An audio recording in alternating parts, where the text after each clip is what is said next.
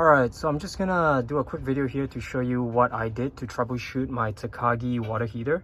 This one here is the tankless water heater, and I'm assuming you've already done the descaling and the water flushing. If you haven't done that already, you can check out my other video on how to descale your Takagi water heater. But that's the first step you want to do, just to make sure you don't have any clogs or blockage within your pipes. So assuming you have done that, the next thing you want to check is this water filter up here, which is this black thing that you can unscrew using your own hands. I'm not going to do it now because water is going to leak out, but essentially you want to turn off the flow as usual and then unscrew that. And then if you see any debris in the filter, you can use a toothbrush to clean it out. That's the first thing you want to do, and that's what Takagi would recommend you do as well. Once you've done that, and you're still getting no hot water or no flow, the next thing you would want to do is to remove the panel. And it's really easy. There are 4 screws on the corners, so you would simply need a simple screwdriver like this, and I recommend getting like a wrench handy as well.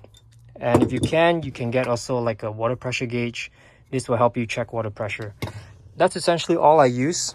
And once you remove the panel, this is what it looks like. And when you call Takagi, they would recommend you check the flow valve, which is located behind this panel. And if I remove it, you can see the flow valve right there. That's the black piece over there. And how you want to remove it is quite simple. There are 2 latches. If you see here, the silver latch right here, that's the first one. And the second latch is right there, as you can see it.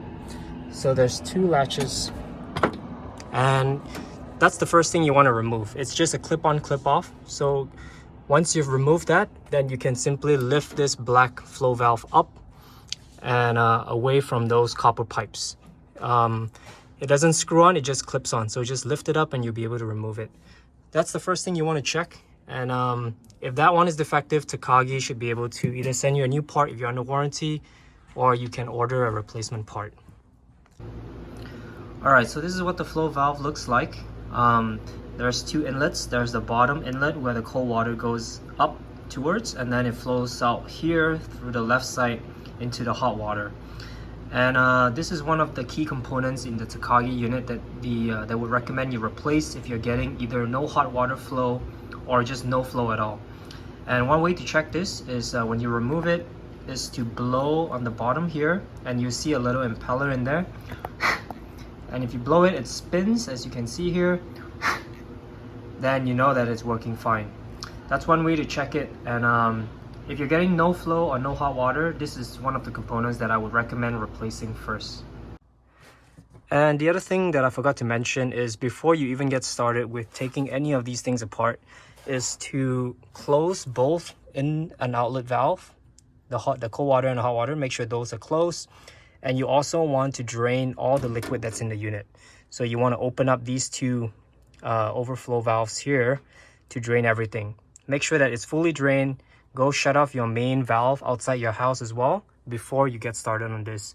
Because if you don't do that, you might get water that splatters all over your unit, and you definitely don't want that. Alright, and then if you've replaced the flow valve and that resolves the issue, that's great, that's perfect. If that still does not work, Takagi might require you to replace this circuit board as well. This is responsible for just powering on the unit and making sure that the electrical signals are working properly. So the way I did it was I took a few photos memorizing where everything's plugged in, and it's quite simple. You just remove it, and then there's a screw on top here where you unscrew it, and then this whole board comes off. You just put in the new board and then plug everything back in.